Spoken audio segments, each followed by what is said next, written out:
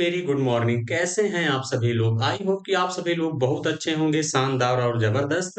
एक बार आज मैं फिर से हाजिर हूँ आप सभी लोगों के लिए बेहतरीन और शानदार क्लास लेकर। स्टैटिक जीके का रोल आप लोगों के एग्जाम में, जैसा कि रेलवे के, बहुत ही अहम होता है। आपको बस शुरू से लेके अंत तक बने रहना, इस बात का ध्यान देना। आज मैं स्टैटिक जीके की क्लास नंबर 4 होने वाली है। जो बच्चे पहली, दूसरी, तीसरी क्लास नहीं देखे हैं, ज़रूर देखिएगा। मैं स्टैटिक जीके सब कुछ यहाँ पे मैं आपको कंप्लीट कराने वाला हूँ। आप रेलवे से संबंधित कोई भी एग्ज़ाम देने वाले अगर हैं, तो चलिए शुरू करेंगे आज के दिन का सबसे पहला क्वेश्चन। आप लोग देखिए जहाँ भी बैठे हैं मेरे साथ बोलते चलिएगा ताकि चीज़ें आप लोगों को याद हो जाएँ। और देखिए चाहे आप रेलवे से संबंधित, आप देखिए चाहे प्री का एग्ज़ाम देने वाले हैं या मेंस, मैं दोनों एग्ज़ाम को एक साथ जो है कवर कर रहा हूँ, इस बात का ध्यान देना। जैसा कि पहला क्वेश्चन रेलवे ग्रुप डी में पूछा गया है 2022 में, प्रारंभिक हिंदू दर्शन में जीवन के कितने चरण निर्धारित किए गए हैं? कितने किए गए हैं? 4, 5, 3 या 2? तो कितने किए गए हैं भैया? 4 किए गए हैं, इस बात का ध्यान देना। 4 कौन-कौन से हैं? सबसे पहला तो आपका ब्रह्मचर्य होता है, यानी जब आप छात्र जीवन में रहते हैं, इस बात का ध्यान देना। दूसरा आपका कौन-सा होता है? गृहस्थ होता है। दूसरा कौन-सा होता है? गृहस्थ। तीसरा कौन-सा होता है? वानप्रस्थ होता है और चौथा कौन-सा होता है? सन्यास। क्लियर है? तो इसका मतलब आप लोगों को 4 चरण निर्धारित किए गए हैं। चारों कौन-कौन से हैं? ब्रह्मचर्य, गृहस्थ, वानप्रस्थ और सन्यास। क्लियर हो गई बातें? चलिए आगे बढ़ेंगे अगले क्वेश्चन की तरफ। अगला क्वेश्चन कह रहा है, एक प्रारंभिक भारतीय दार्शनिक के अनुसार सब कुछ मूल तत्वों से बना है। कितने मूल तत्वों से बना है ये आपको बताना है। 2, 4, 3, 5, तो ये हर एक स्टूडेंट देखते ही बता देगा कितने तत्वों से बना है। 5 तत्वों से मिलकर बना बना बना है। किससे-किससे भैया? वायु से। वायु के बाद आपको पता है किससे मिलकर बना है? पृथ्वी से। पृथ्वी, उसके बाद आपका क्या होता है? अग्नि। अग्नि के बाद आकाश और आकाश के बाद जल, यानी इन 5 तत्वों से आप लोगों का जो शरीर है वो मिलकर बना है, इस बात का ध्यान देना। वही कह रहा है कि एक प्रारंभिक भारतीय दार्शनिक के अनुसार सब कुछ कितने मूल तत्वों से बना है? 5। वायु, पृथ्वी, अग्नि, आकाश और जल से मिलकर बना है। क्लियर है? आगे बढ़ेंगे अगले क्वेश्चन की तरफ। अगला कह रहा है, समकालीन कर्नाटक संगीत में कितने मेल करता राग हैं? 72 हैं, 82 हैं, 62 है, 52 है। तो कितने हैं ये आप सभी लोगों को बताना। तो भैया कितने हैं मेल करता? 72 हैं, इस बात का ध्यान देना। और इसमें कि ये कितने समूहों में बाँटा गया है अगर पूछा जाता है, तो ये 12 समूह में बाँटा गया है। इसको 12 समूहों में बाँटा गया है। क्लियर है? आगे बढ़ेंगे अगले क्वेश्चन की तरफ। अगला क्वेश्चन आप सभी लोगों से यहाँ पे क्या कह रहा है कि डॉक्टर एल सुब्रमण्यम कौन-सा यंत्र बजाते हैं? सितार बजाते हैं, सरोद बजाते हैं, सारंगी या गिटार। तो देखिए डॉक्टर या एल कह लीजिए या डॉक्टर, इनका पूरा नाम क्या है? डॉक्टर लक्ष्मी सुब्रमण्यम कौन-सा यंत्र बजाते हैं? या यानी ये आपसे पूछा गया है सितार, सरोद, सारंगी, गिटार, तो क्या बजाते हैं भैया? सारंगी, यानी वायलिन जिसको बोलते हैं। क्या बोलते हैं? वायलिन, इस बात का ध्यान देना। ये सारंगी बजाते हैं और इन्हें देखिए सारंगी का सम्राट भी कहा जाता है। इनको क्या कहा जाता है? सारंगी का सम्राट। क्लियर है? बातें क्लियर हो गई कि नहीं? तो आप लोग कहेंगे हाँ बिल्कुल सर, बातें अच्छे से क्लियर हो चुकी हैं। आगे बढ़ेंगे अगले क्वेश्चन की तरफ।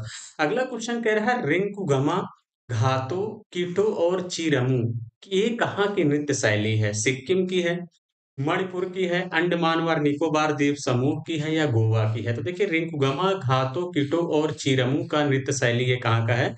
ये सिक्किम का है। ध्यान देना, ऑप्शन नंबर ए ही क्या होगा इस क्वेश्चन का करेक्ट आंसर होगा। क्लियर है? चलिए आगे बढ़ेंगे अगले क्वेश्चन की तरफ। अगला क्वेश्चन आपसे क्या कह रहा है? अगला क्वेश्चन कह रहा है, निम्नलिखित में से किस व्यक्ति ने 15 अगस्त 1947 में भारत की स्वतंत्रता के अवसर का जश्न मनाने के लिए लाल किले पर शहनाई बजाई थी? अनंत लाल, बसंत देसाई, अली अहमद हुसैन खान, बिस्मिल्लाह खां। तो देखिए शहनाई वादक से कौन संबंधित है? बिस्मिल्लाह खां।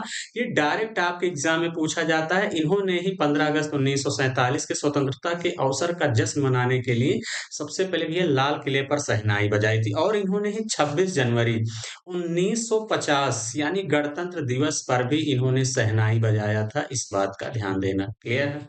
आगे बढ़ेंगे अगले क्वेश्चन की तरफ। अगला क्वेश्चन आपसे कह रहा है, तमिल नव वर्ष को किस नाम से जाना जाता है? विषु, वेस्टुवरास, वर्षा, पिरप्पू या उगादि? तो देखिए इस टाइप क्वेश्चन आपके एग्जाम में को पूछे जाते हैं, ध्यान देना। तो इसका आंसर क्या हो जाएगा? वर्षा पिरप्पू इस क्वेश्चन का करेक्ट आंसर होगा। क्लियर है? आप लोग बातें समझ गए होंगे। आगे बढ़ेंगे अगले क्वेश्चन की तरफ। अगला कह रहा कोलकली में प्रदर्शित एक लोक कला है। कहाँ का कोलकली जो है प्रदर्शित एक लोक कला है? उत्तर प्रदेश के पूर्वी भाग का, गुजरात के दक्षिणी भाग का है, या केरल के उत्तरी मालाबार क्षेत्र का है, या उत्तर प्रदेश के पश्चिमी भाग का है? देखिए कोलकली जो है ये केरल के उत्तरी जो है मालाबार क्षेत्र का जो है कोलकली केरल के उत्तरी मालाबार क्षेत्र का प्रदर्शित एक लोक कला है। इस बात का ध्यान देना। क्लियर है? चलिए आगे बढ़ेंगे अगले क्वेश्चन की तरफ। अगला क्वेश्चन आप लोगों से क्या कह रहा है? क्वेश्चन नंबर 9, निम्नलिखित में से भारत का कौन सा राज्य पाइका नृत्य के लिए प्रसिद्ध है? कौन सा है ये आप लोगों को बताना है। केरल है, तमिलनाडु है, ओडिशा है, मणिपुर है। तो देखिए निम्नलिखित में से भारत कौन सा राज्य पाइका नृत्य के लिए प्रसिद्ध है? तो भैया ओडिशा है। ध्यान देना, ऑप्शन नंबर सी इस क्वेश्चन का करेक्ट आंसर होगा। क्लियर है?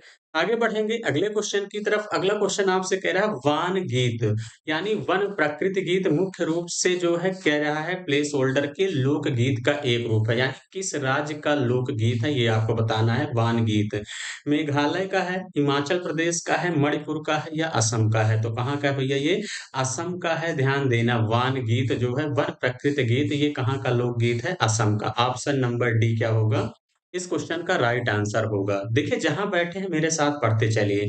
एलिफेंटा गुफाएं कहाँ स्थित हैं? इंपॉर्टेंट है, कई बार पूछा गया है कि एलिफेंटा की गुफाएं कहाँ स्थित हैं। मुंबई में, जयपुर में, बेंगलोर में, या कोणार्क में? तो कहाँ पे स्थित है भैया? एलिफेंटा की गुफाएं मुंबई में स्थित हैं। ध्यान देना।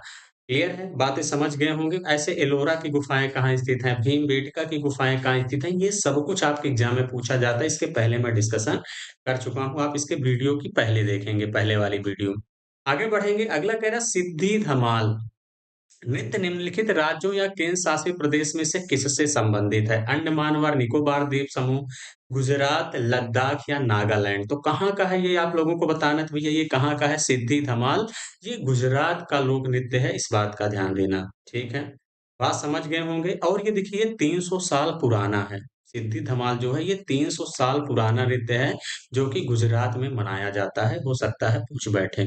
आगे बढ़ेंगे, इनमें से कौन सा अनिवार्य रूप से एकल नृत्य है? कथक है, मणिपुरी है, मोहिनी अट्टम है, या कुचिपुड़ी है? तो देखिए इनमें से कौन सा अनिवार्य रूप से एकल नृत्य आप देखते होंगे।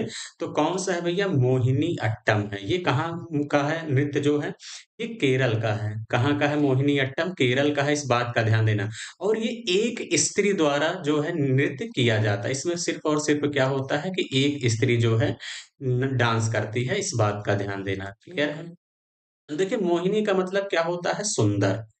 मोहिनी का मतलब क्या होता है? सुंदर स्त्री। मोहिनी का मतलब क्या होता है? सुंदर स्त्री। वो अट्टम का मतलब होता है नृत्य, यानी सुंदर स्त्री द्वारा जो नृत्य किया जाता है उसी को कहते हैं मोहिनी अट्टम। क्लियर? आगे बढ़ेंगे अगले क्वेश्चन की तरफ। अगला कह रहा है निम्नलिखित में से किस चित्रकला का नाम बिहार के एक जिले पर रखा गया है? मेवाड़, बूंदी, मधुबनी, या कांगड़ा? तो देखिए किस चित्रकला का नाम बिहार के जिले में रखा गया है? तो भैया मधुबनी। ऑप्शन नंबर सी क्या होगा इस क्वेश्चन का करेक्ट आंसर होगा। और इसे देखिए मिथिला कला के रूप में भी जाना जाता है, क्योंकि ये मिथिला में किया गया था, तो ये मिथिला कला के रूप में भी इसको हम जानते हैं। क्लियर है? आगे बढ़ेंगे अगले क्वेश्चन की तरफ। अगला क्वेश्चन कह रहा है सरहुल। देखिए सरहुल निम्नलिखित में से किस राज्य की जनजाति आबादी का मुख्य पर्व है? देखिए कल वाले वीडियो में भी मैंने करवाया था। झारखंड है, नागालैंड है, असम, या मेघालय? तो सरहुल कहाँ का है भैया? ये झारखंड का है। ध्यान देना। ऑप्शन नंबर ए ही क्या हो जाएगा इस क्वेश्चन का करेक्ट आंसर होगा। और ये देखिए ये बसंत ऋतु में मनाया जाता है। जो सरहुल त्योहार है, हो सकता है पूछ ले कहाँ मनाया जाता है, तो बसंत ऋतु में मनाया जाता है। इस बात का ध्यान देना। क्लियर है? रेलवे ग्रुप डी 2022 में पूछा गया है। आगे बढ़ेंगे। अगला कह रहा है प्रयागराज में प्रयाग संगीत समिति की स्थापना इस वर्ष में किया गया था? हिंदुस्तानी शास्त्रीय संगीत सिखाने के लिए की गई थी? 1952 में, 1901 में, 1926 में, या 1915 में? तो कब किया गया था ये आप लोगों को बताना है। तो भैया ये आप लोगों का किया गया था 1926 में। क्लियर है? इसकी स्थापना देखिए 3 लोगों ने मिलकर किया था। कौन-कौन किया था भैया? रणजीत सिंह, हो सकता है पूछ बैठे। तो रणजीत सिंह ने इसको मिलके किया था। बैजनाथ सहाय सेकंड नंबर पे आते हैं। कौन? बैजनाथ सहाय। और जो है इस तीसरे नंबर पे आते हैं सत्यानंद जोशी। ये तीनों ने मिलकर जो है इसकी स्थापना किया था। इस बात का ध्यान देना सन 1926 में। क्लियर है? चलिए आगे बढ़ेंगे अगले क्वेश्चन की तरफ। अगला क्वेश्चन आपसे क्या कह रहा है? भगवान शिव को समर्पित कंदरिया महादेव मंदिर का निर्माण किस राजा के थंगदेव द्वारा 999 ईस्वी में किया गया था? किस वंश के राजा ने करवाया था? राष्ट्रकूट, चालुक्य, चंदेल या कलचुरी? तो देखिए चंदेल वंश के शासक ने भगवान शिव को समर्पित कंदरिया महादेव का मंदिर का निर्माण करवाया था। किस जगह पे करवाया था? अगर कल की वीडियो देखे होंगे तो आपको पता होगा। तो चलिए कमेंट बॉक्स में कमेंट करके बताइएगा कि कितने बच्चों को याद है। क्लियर है? कल ही हमने आपको बताया था कंदरिया महादेव का मंदिर कहाँ पाया जाता है। आगे बढ़ेंगे अगले क्वेश्चन की तरफ। अगला कह रहा है अंजलि इला मेनन कौन है? एक भारतीय राजनेता है, भरतनाट्यम नर्तक हैं, एक लोकप्रिय संगीतकार हैं या भारतीय महिला कलाकार हैं? तो देखिए अंजलि इला मेनन कौन है भैया? ये एक भारतीय महिला कलाकार हैं। ऑप्शन नंबर डी क्या होगा इस क्वेश्चन का करेक्ट आंसर होगा। क्लियर है? और ये देखिए ये एक मुरली वादक हैं। क्या बजाती हैं? मुरली बजाती हैं। ध्यान देना ये एक मुरली वादक हैं। और इसके लिए इन्हें जो है 2000 में पद्मश्री मिला था। क्या मिला था? पद्मश्री मिला था। इस बात का भी ध्यान देना है। क्लियर है?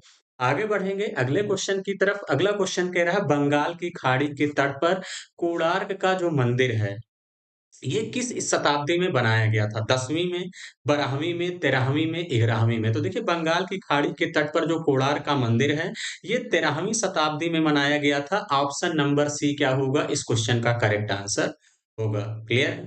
चलिए देखिए कोणार्क का मंदिर कहाँ पे स्थित है? ये आप सभी लोगों को पता है। तो कहाँ पे स्थित है? ये ओडिशा में स्थित है। मैंने कल ही बताया था कि आप लोगों का जो कोणार्क का मंदिर है ओडिशा में स्थित है और इसे क्या कहा जाता है? Black pagoda.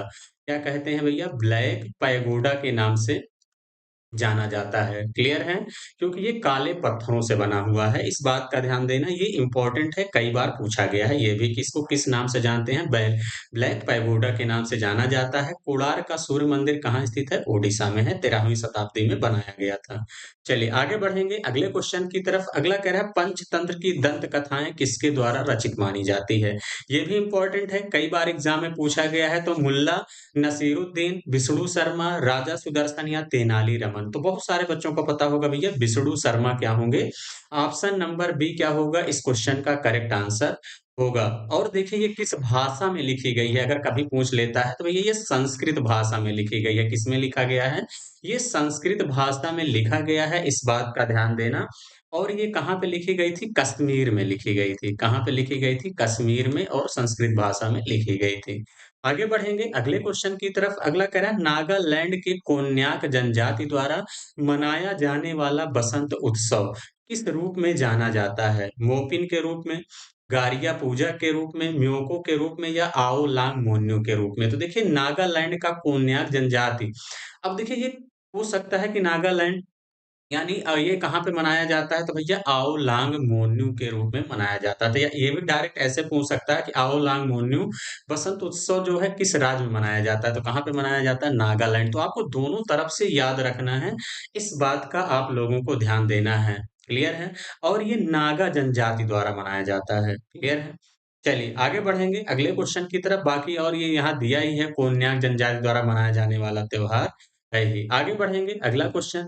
अगला कह रहा है 22 लोक सॉरी आपसे के क्वेश्चन नंबर 22 है कि लोक नृत्य रूपों और राज्यों की निम्नलिखित में से कौन सी जोड़ी सही सुमेलित नहीं है? महारस मणिपुर, लेजिम महाराष्ट्र का है। मैंने सबसे पहली वीडियो देखेंगे तो पता चल जाएगा।